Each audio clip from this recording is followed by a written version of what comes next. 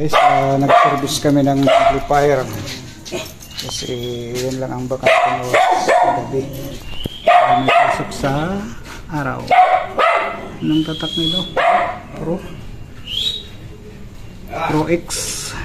Wala siyang ilaw. Ilaw lang wala?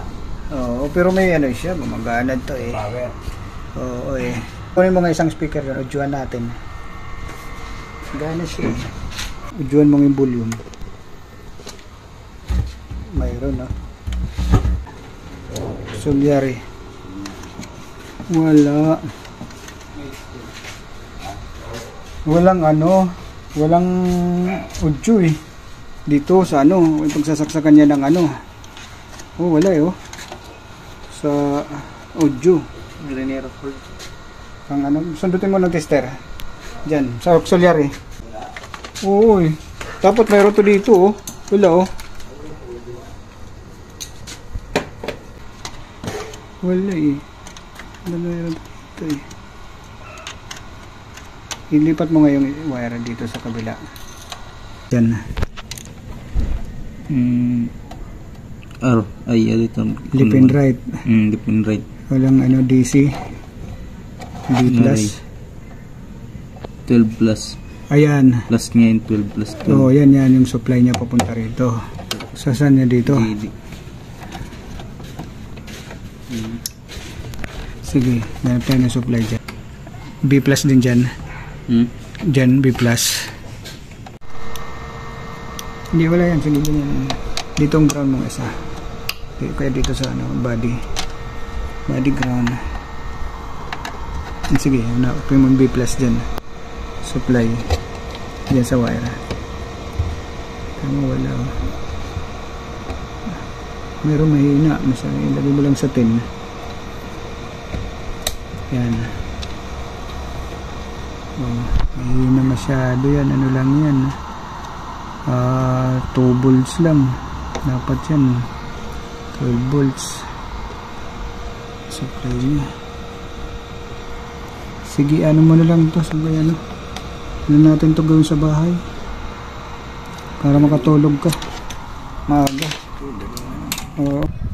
Guys, pinulad na namin ang amplifier. Kasi gabi na. Isa pa madilim dun yung pipwestuhan. Dito namin to iisa-isahin.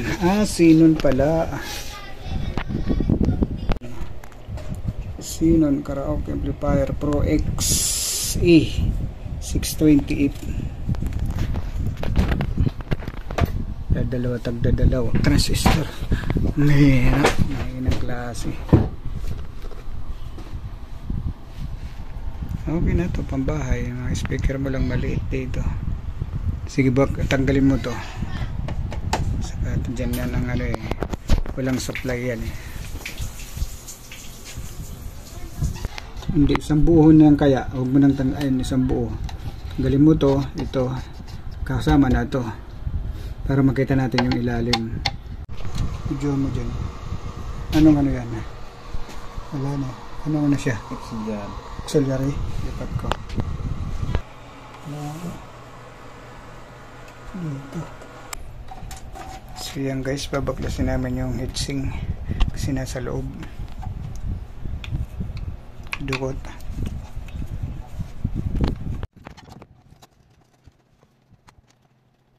Walang ground, wala siyang ground ng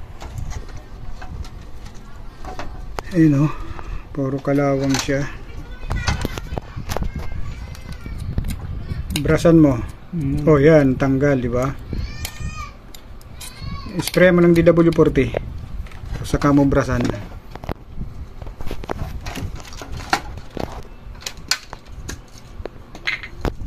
May toothbrush tayo dyan. Yan. Capacitor okay pa.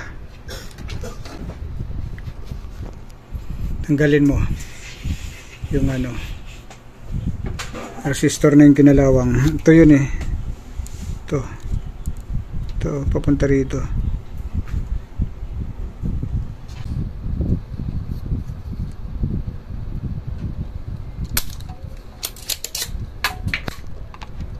Toki siya. Toki. Kasi itong isa 33K. So yan guys, kinalawang kasi yung Toki. Yan yung Toki na yan, ginalawang, so nawalan siya ng connection, kaya siguro tumataas ang voltage. Nagiging 39 volts siya, 38 volts, pati yung sapan ng taas, kaya walang supply dito sa preamp. Tong ano, ito papuntang preamp, papunta dito, kaya walang ilaw. So sige, yan mo, kabit mo yan.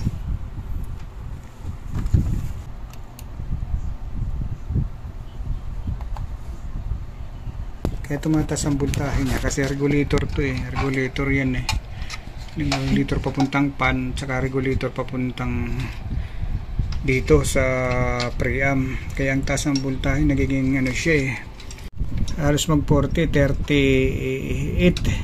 volts.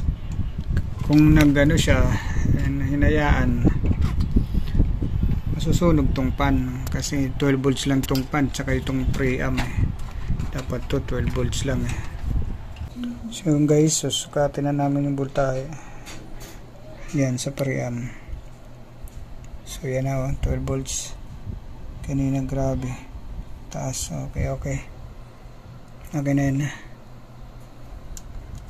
tama na. So magkakaroon na ng supply sa preamp.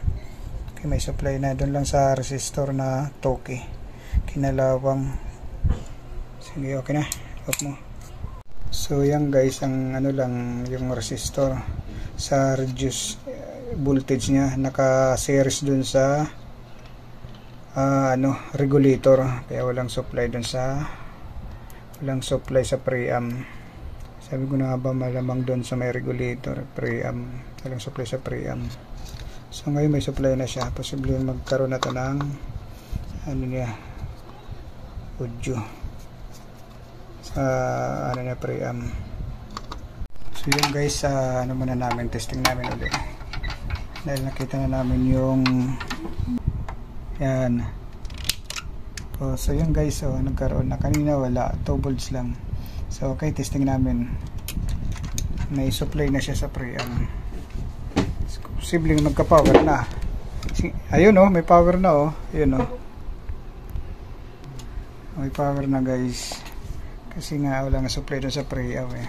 Tika, kasi naka-volume. Okay, so yan guys, okay na. Naghanap lang kami ng pang ano, pang tugtog na anti-copyright.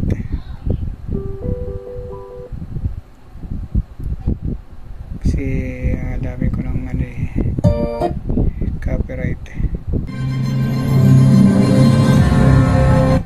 Guys, okay na. May power na rin dito. Okay, thank you Lord sa blessing. Okay na. Sige, pwede mo na itakip yan. Yung kabilang channel.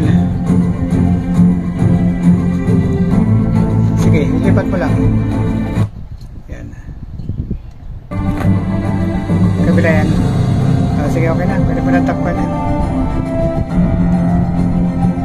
I-off mo na.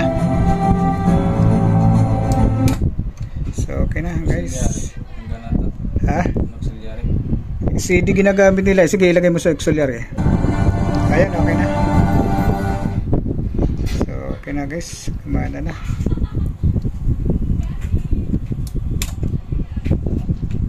Kasi wala siyang supply sa ano eh, preamp eh.